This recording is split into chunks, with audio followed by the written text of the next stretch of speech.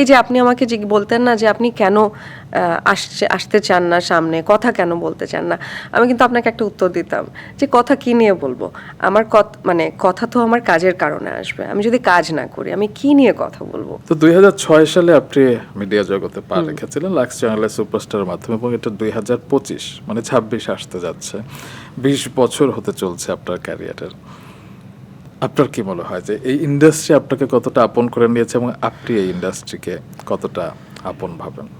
আমি ইন্ডাস্ট্রিকে অসম্ভব ভালোবাসি এবং আমার কাছে মনে হয় যে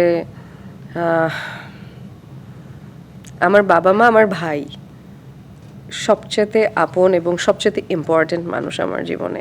একটা পর্যায়ে মনে হয়েছিল যে ইন্ডাস্ট্রি থেকে বেরিয়ে গেছি, ঠিক আছে, আমার লাইফ অন্যদিকে যাচ্ছে, অন্য একটা জার্নি স্টার্ট হচ্ছে, ওটা আমার পেছনের একটা চ্যাপ্টার ছিল। কিন্তু এখন মনে হয় যে না, আপনি যদি আমার জীবনটাকে একটা বই ধরেন, বইয়ের প্রতিটা পাতাতেই কোনো না কোনোভাবে আমার অভিনয় শিল্পী হিসেবে ইন্ডাস্ট্রির সাথে যে জার্নি, এটা রয়েই গেছে।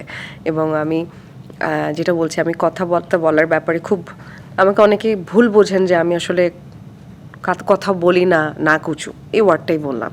আমি আসলে কথা বলতে পারি না, কিন্তু আমি যখন আমার ইন্ডাস্ট্রির মানুষ কাউকে দেখি, আমি আই স্টার্ট ব্ল্যাবারিং, আমি যা তা বলতে থাকি, অনেক কথা বলি। আপনি জানেন আমি আপনার সাথে অনেক কথা বলি। আচ্ছা দাঁড়ান, আমার আমি অনেক আপন দর্শকদের লাগে। সাথে একটু কথা বলে নিই। আচ্ছা দর্শক, আপনারা আজকে বিন্দুকে পডকাস্টটা দেখে কি একবারও বুঝতে পেরেছেন যে তিনি কথা বলতে পারেন না? আমার তো মনে হচ্ছে না।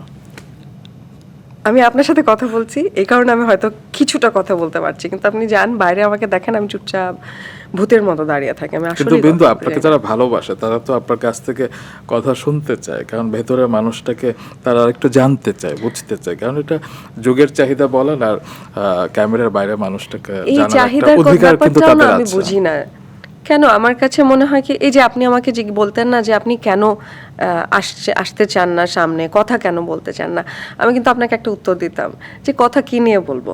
আমার মানে কথা তো আমার কাজের কারণে আসবে, আমি যদি কাজ না করি আমি কি নিয়ে কথা বলবো। আমি আজকে সত্যি বলছি, আমি যে এখানে এখনো বসে আছি, আমি তো কাজের বাইরে কথা বলছি, আপনার সাথে আড্ডা দিচ্ছি, কিন্তু আমি কি নিয়ে কথা বলবো আপনার তো বলেন। ইলাস্ট্রাস ক্যারিয়ার আছে, আপনি এত ভালো ভালো কাজ করেছেন, আপনি তো সারা জীবন কাজ না করলেও যা করেছেন সেগুলো নিয়ে কথা বলা যায়।